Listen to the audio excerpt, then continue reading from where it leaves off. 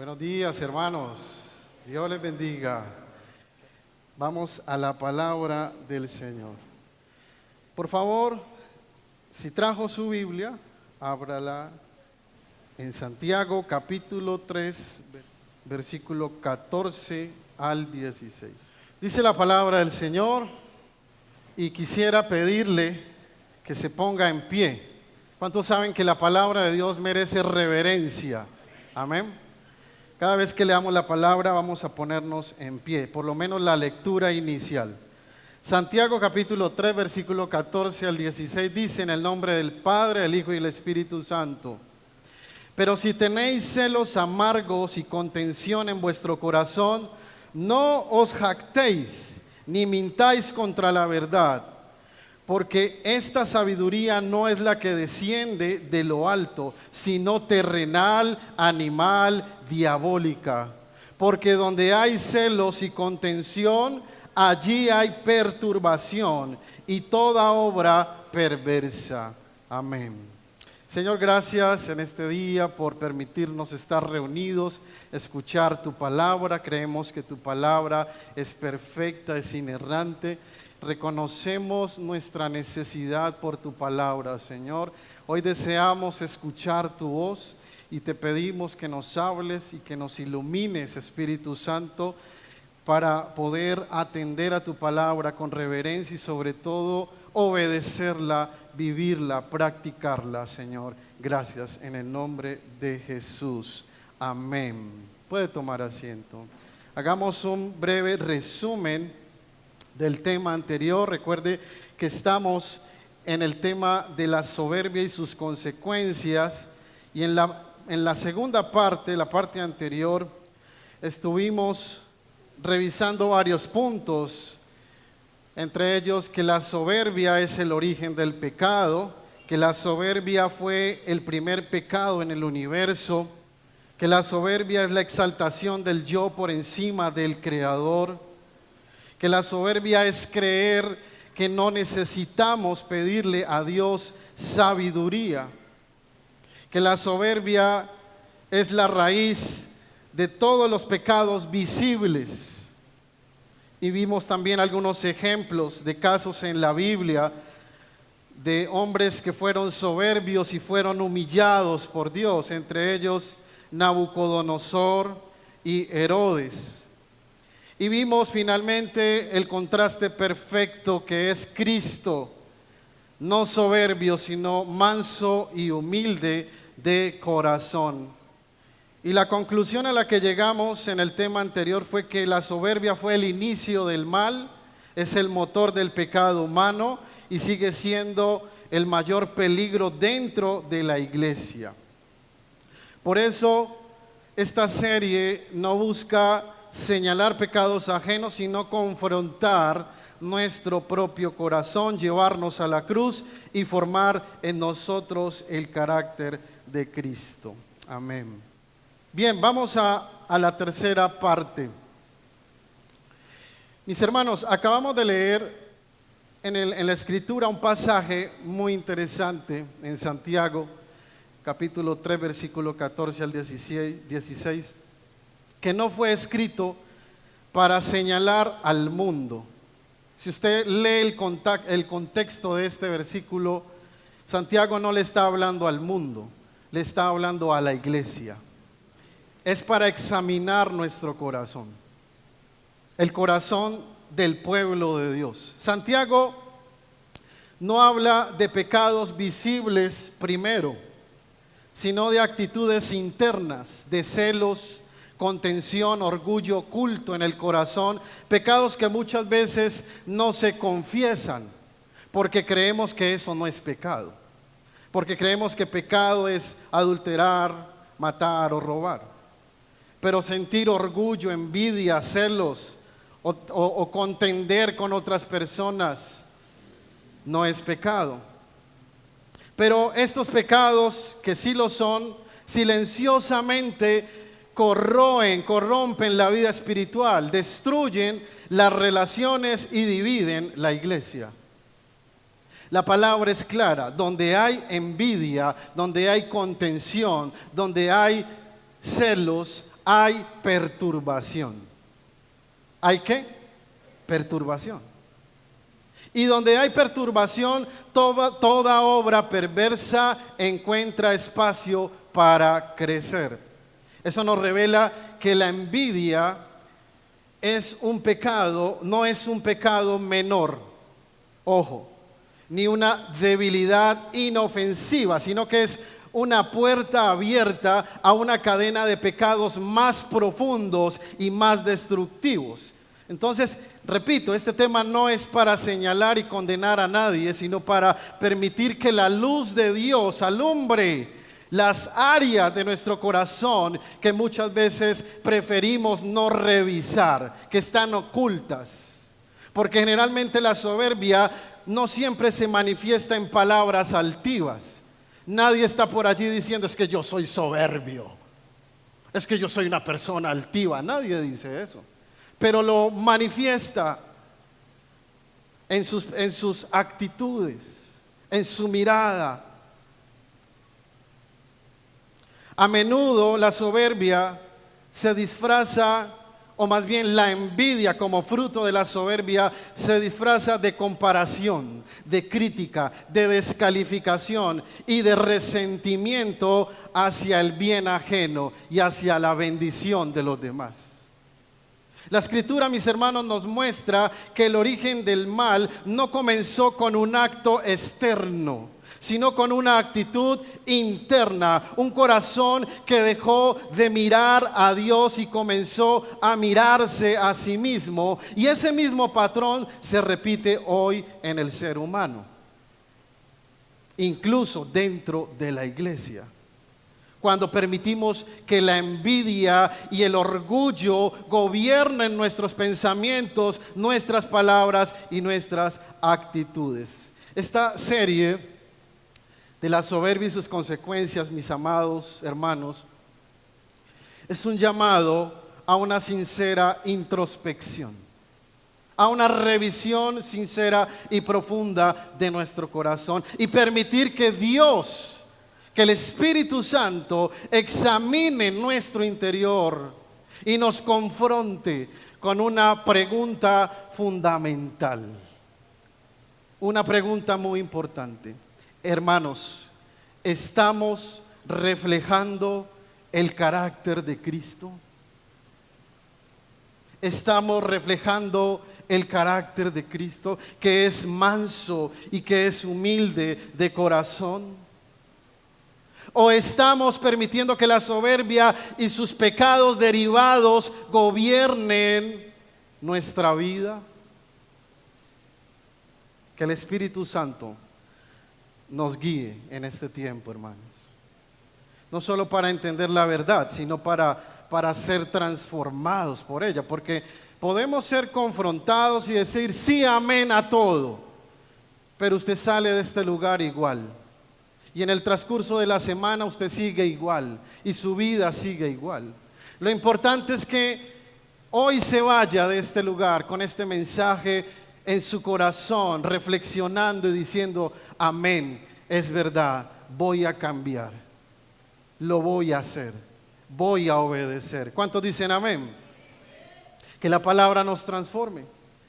Recuerde que el verdadero cristianismo no se mide por cuánto sabemos, por cuánto conocimiento bíblico tenemos, aunque es bueno tener conocimiento bíblico. Pero el verdadero cristianismo no se mide por eso, sino por cuánto hemos permitido que Cristo, a través de ese conocimiento de su palabra y esa relación con Él, cambie nuestro corazón. Amén. Porque si su vida es igual, no cambia, pues entonces de nada sirve tener mucho conocimiento de la Biblia. Y Santiago aquí ataca el problema en la raíz. ¿Cuál es la raíz? El corazón.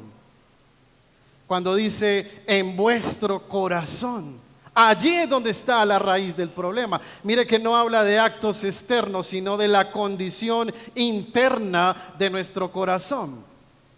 Santiago expone la progresión del pecado también porque habla de celos, de envidias, de contención, de mentira, perturbación, toda obra perversa. Y eso es una radiografía espiritual del corazón dominado por la soberbia. Y Santiago, o el Señor a través de Santiago, nos confronta sin rodeos, de manera directa, no suaviza el mensaje. Él declara que esa actitud, estas actitudes no vienen de Dios. Dice que es algo terrenal, que es animal, que es diabólico. Eso tiene una conexión directa con el origen del mal, porque así fue que se comportó Satanás.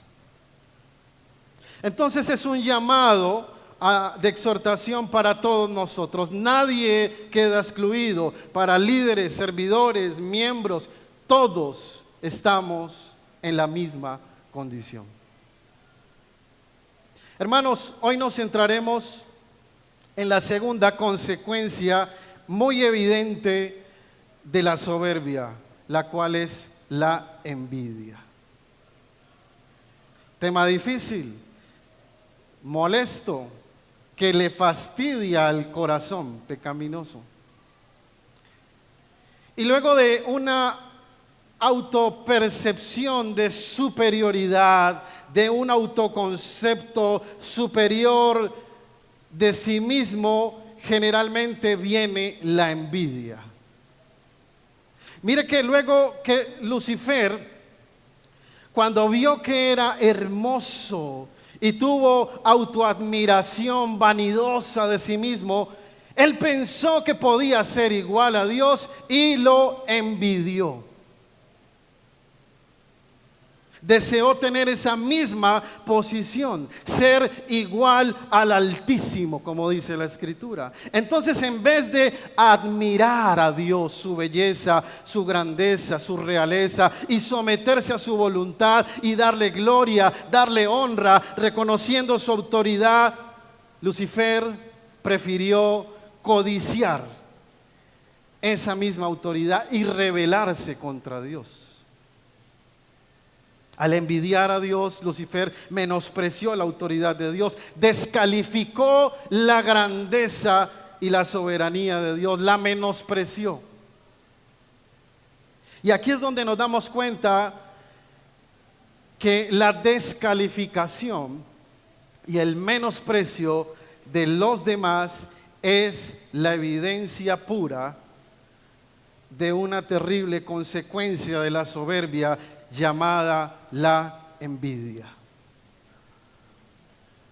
Y asimismo, esto es algo que naturalmente en el corazón del hombre, por su naturaleza caída, pecaminosa, heredada desde Adán, pero que ahora en Cristo, nosotros como hijos de Dios, al nacer de nuevo, el Espíritu Santo, escucha esto, el Espíritu Santo, aunque está allí esa naturaleza pecaminosa, el Espíritu Santo nos ayuda a someter esto y a controlar desde nuestro interior la soberbia y la envidia. De tal forma que seamos como el Señor, que seamos mansos, que seamos humildes de corazón, no envidiosos, no celosos, no contenciosos con los demás. Y la primera pregunta sería, ¿qué es la envidia? Porque hablamos de algo y a veces no sabemos qué significa. Y la palabra lo define de una forma muy interesante en Proverbios capítulo 14, versículo 30. Dice que la envidia es carcoma de los huesos. ¿Es qué? Carcoma.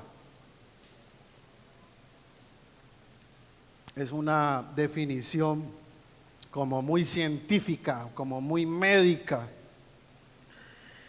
Y el Señor a través del sabio Salomón aquí usa una imagen profundamente pedagógica, muy médica, para describir el efecto real de la envidia en el ser humano.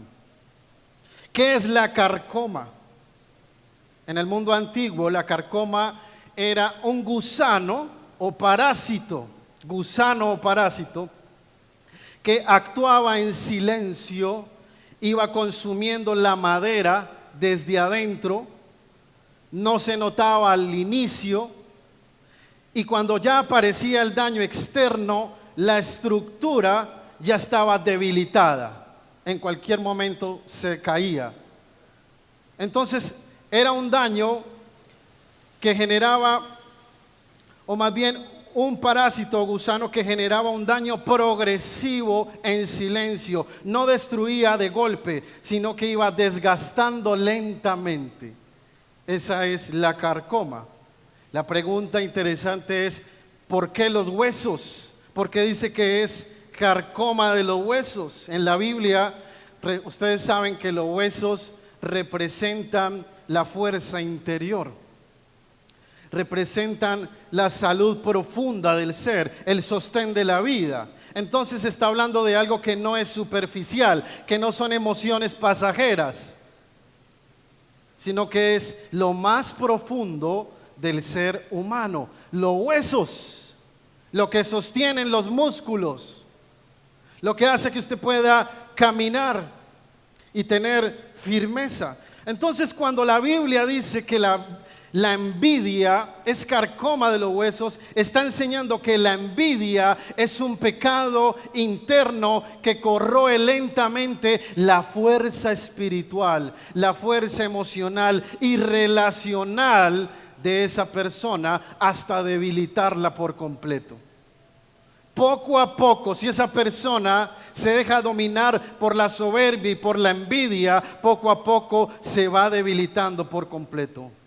Miren ustedes, no es ruidosa, no siempre se expresa en palabras, pero se consume por dentro, en silencio. La envidia destruye desde adentro, no comienza con acciones, sino con pensamientos y actitudes. Antes de dañar a otros, la envidia daña al que siente envidia. La envidia enferma el alma. Así como la carcoma debilita una estructura física, la envidia debilita la gratitud, debilita el gozo, debilita la comunión con Dios, debilita la capacidad de amar. Una persona que envidia no ama. La envidia no edifica, la envidia desgasta, destruye. Mientras el corazón apacible, como dice la Escritura, produce vida, la envidia produce desgaste, amargura y resentimiento. Hermanos, es un pecado destructivo. La Biblia no dice que la envidia es un problema social. No es un problema circunstancial ni cultural. Dice que es una enfermedad interna del corazón. La envidia no mata rápido, pero mata seguro. No grita, pero corroe. No se nota al inicio, pero destruye el interior. Eso es la envidia. En segundo lugar, miremos los síntomas de la envidia.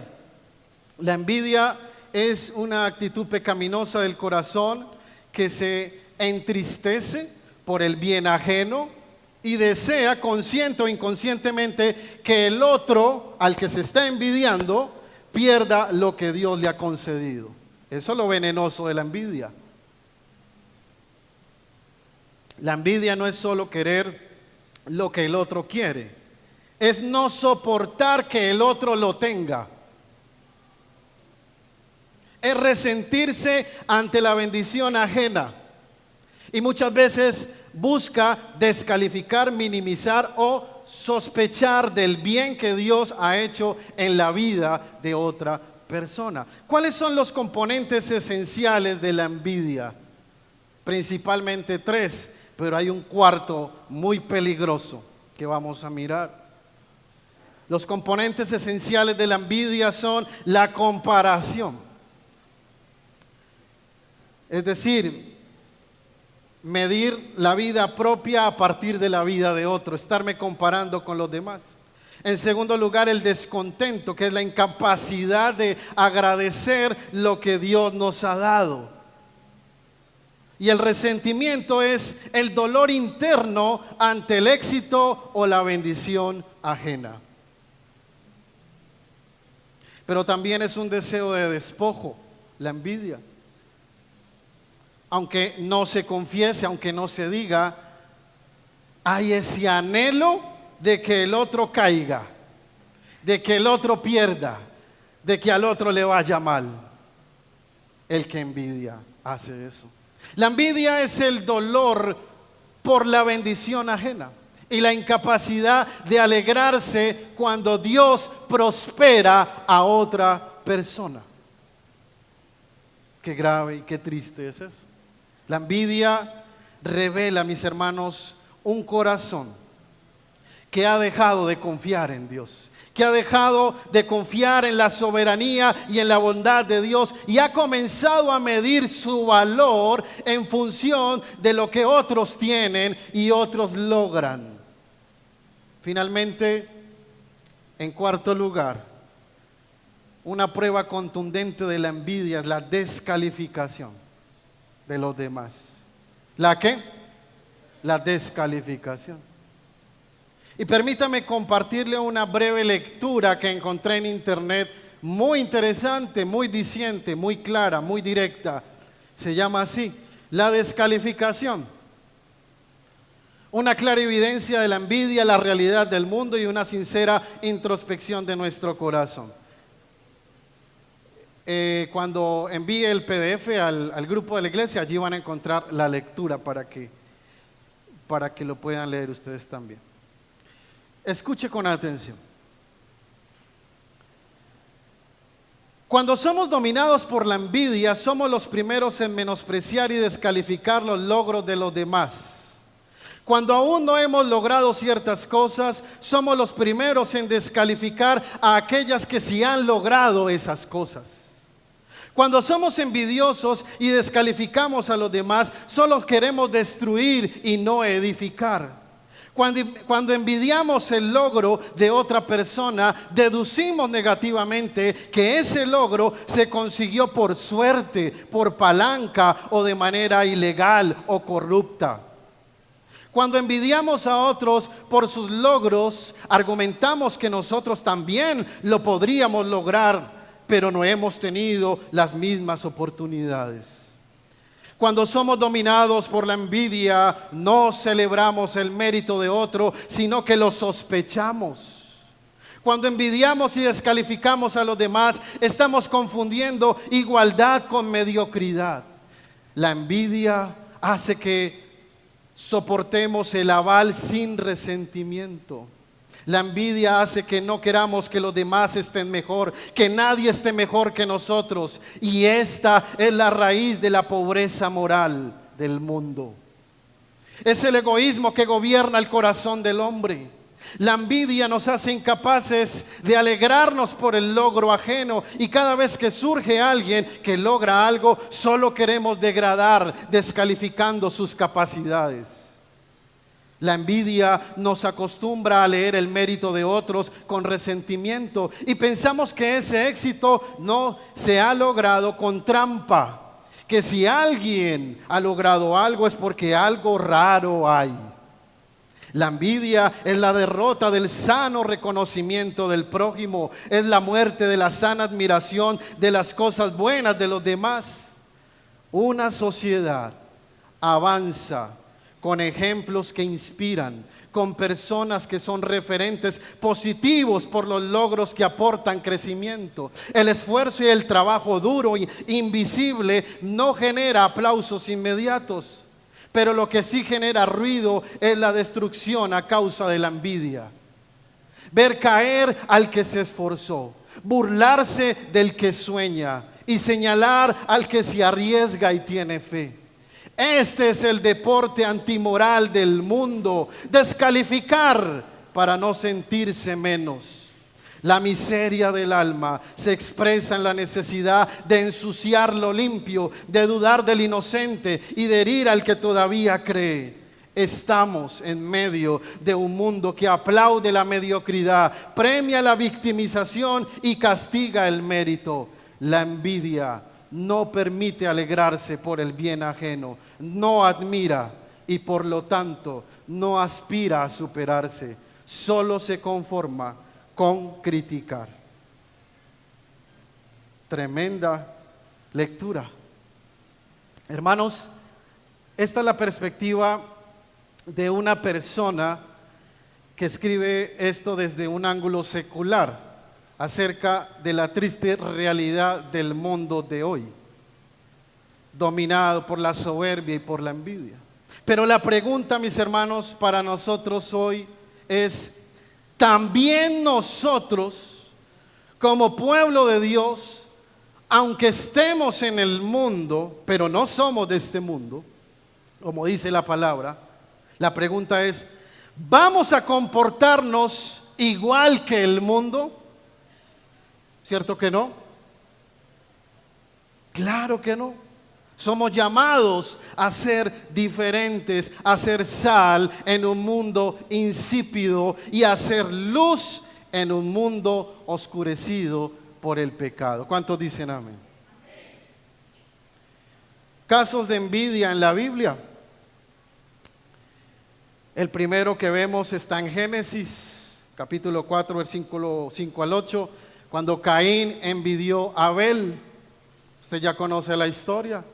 Después encontramos los hermanos de José en Génesis 37, 11, que tuvieron envidia de José. Después vemos la historia de Saúl, que envidió a David, por allá en primer libro de Samuel. Dice que desde aquel día Saúl no miró con buenos ojos a David, siempre lo envidió. También encontramos los líderes religiosos que envidiaron a Jesús, por allá en Marcos 15:10. Dice la escritura que por envidia le habían entregado. Y finalmente vemos el caso de aquellos judíos que envidiaron el ministerio de Pablo, de Pedro y de Juan, el ministerio apostólico. Por allá en Hechos 5:17 contra Pedro y Juan, dicen que ellos estaban llenos de celos contra Pedro y Juan. Los celos es envidia, sinónimo de envidia.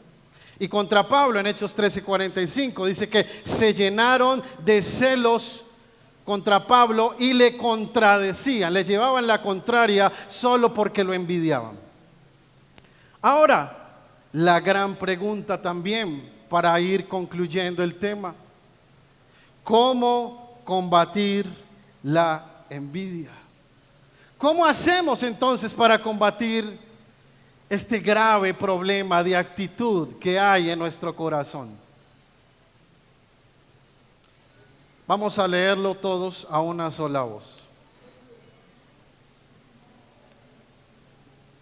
1, 2 y 3. No nos hagamos vanagloriosos, provocándonos unos a otros, envidiándonos unos a otros.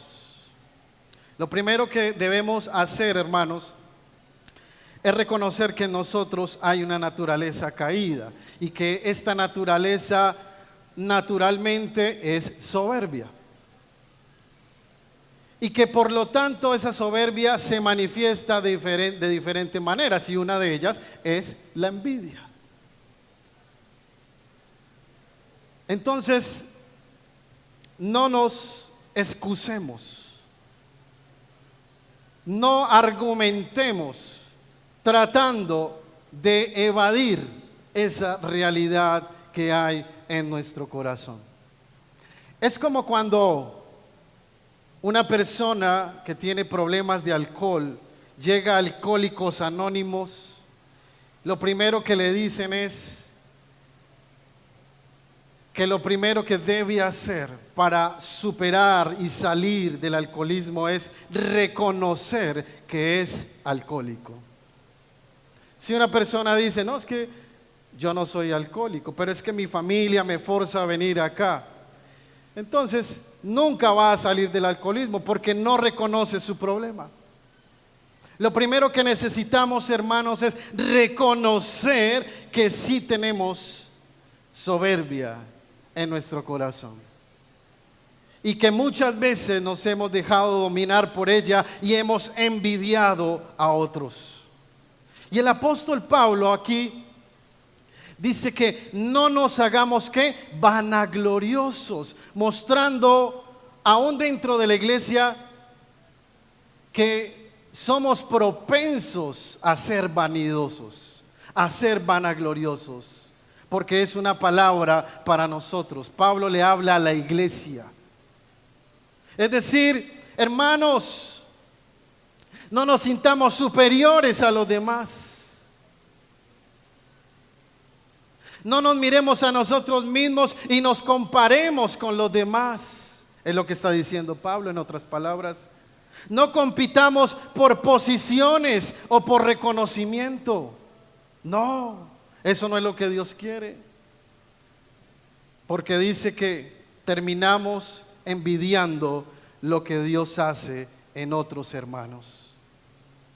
Envidiando las bendiciones que Dios le ha otorgado a otros hermanos. Debemos, hermanos, tomar la decisión de trabajar en esta actitud de nuestro corazón y ser conscientes de que el problema está allí, en nuestro corazón, que necesitamos arrepentirnos de esto y pedirle a Dios que nos perdone, que nos ayude a someternos al dominio del Espíritu Santo, de tal forma que produzca un fruto apacible en nuestro corazón. ¿Cuántos dicen amén? Romanos capítulo 12, versículo 15 dice: gozaos con los que se gozan. A ver, dígalo conmigo fuerte: gozaos con los que se gozan. En segundo lugar, obedezcamos la palabra cuando dice gozaos con los que se gozan. Gocémonos con los que se gozan. ¿Qué significa eso? Hermanos, que celebremos los triunfos de los demás también, no solamente los nuestros. Que aprendamos a aplaudir con sana y con sincera admiración las bendiciones de Dios en nuestros hermanos. En vez de envidiar lo que Dios le ha dado a un hermano, gozarnos, alegrarnos de manera genuina, como ver que el Señor ha bendecido a otro hermano. ¡Qué bendición!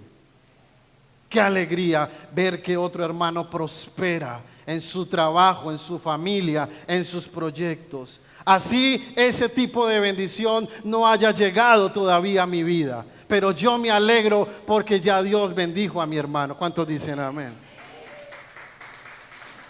Eso es madurez espiritual. Eso es madurez espiritual. Esa es la evidencia de que realmente somos hijos de Dios, maduros. Y finalmente, Primera de Corintios, capítulo 13, versículo 4. El mejor principio que puede haber contra la envidia. Vamos a leerlo juntos. 1, 2 y 3. El amor no tiene envidia. El amor no tiene envidia. Finalmente, el mayor y más potente antídoto contra la envidia es el amor. El amor. Si no amamos, envidiaremos. Si envidiamos, es porque no amamos. El amor genuino por el prójimo es la más grande evidencia de que sí amamos a Dios. Por eso esos dos mandamientos están juntos, uno después de otro. Amarás al Señor tu Dios con todo tu corazón, con toda tu mente, con todas tus fuerzas. Y amarás. Ese conector entre el primer y el segundo mandamiento significa que el amor al prójimo es la consecuencia del amor genuino a Dios. Si tú no amas al prójimo es porque realmente no amas a Dios. Si amas a Dios, siempre amarás al prójimo. El amor genuino por el prójimo es la más grande evidencia de que sí amamos a Dios. Hermanos, conclusión. En esta mañana les animo a que decidamos admirar antes que menospreciar. Decidamos celebrar antes que criticar. Decidamos gozarnos antes que amargarnos por la bendición de otro. Y finalmente, iglesia, decidamos amar antes que envidiar. ¿Cuántos dicen amén? Oremos al Señor.